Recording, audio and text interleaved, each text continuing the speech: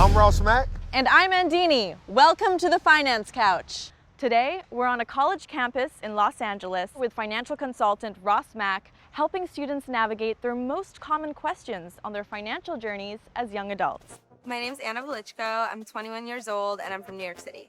Hi. Hey, how are you? Hello. So, what is risk tolerance and how do I determine mine? Could you look at risk tolerance kind of like picking a partner to date? Ooh. And being like, this person has these pros, but they also come with these cons. Right, that's or why like, you date bad boys when you're younger. Yeah, because it's risky. It's risky Wow. and fun. But Look then at that. risky. Look at that. I think that's actually genius, right? You could probably be more risky earlier on, but as you get older, that's when you're ready to settle down, so to speak. I love that, right? When we're thinking about investing, I think it's very important early on that you define what your risk tolerance is, aka what your risk appetite is.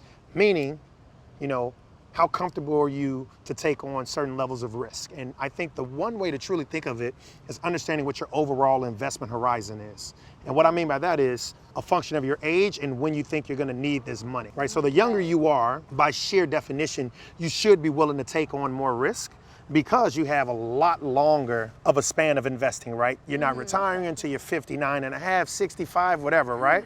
So that's eons away for you, right?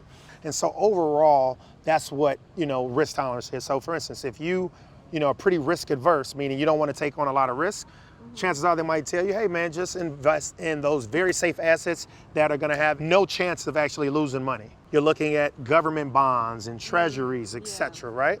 You can't lose any money. However, there's a function of not taking a lot of risk, not getting nearly as much as a return. The more risk you're willing to take, the higher level that you can make, but also a higher level of volatility, meaning that it could also lose a lot. The idea, especially at this age, is just being thoughtful and putting money aside. Ahead of time. Ahead of time, in your not 20s, thinking actually. about it. Yeah. And once you get near retirement, then you do have the ability, right? If I tell you right now, you can put $250 every month into the S&P 500, and once you get ready to retire, you'll have well over $1 million, then that's how you start approaching it right now. So as long as you start saving now, you'll be good.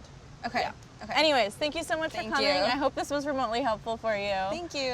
It was really nice. I knew the general idea that you're supposed to take more risks when you're younger, but I didn't really know what that meant. I mean, as much as it's about finance and my personal finances, I guess it's like kind of an approach to life as well. Like we were talking about dating too. Like you date, bad boys when you're younger, but then you grow up and you're like, okay, like maybe let's make this a little bit more responsible. Let's make some more responsible choices.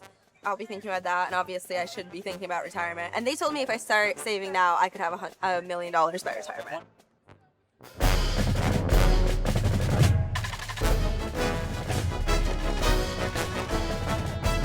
Be sure to subscribe to Million Stories.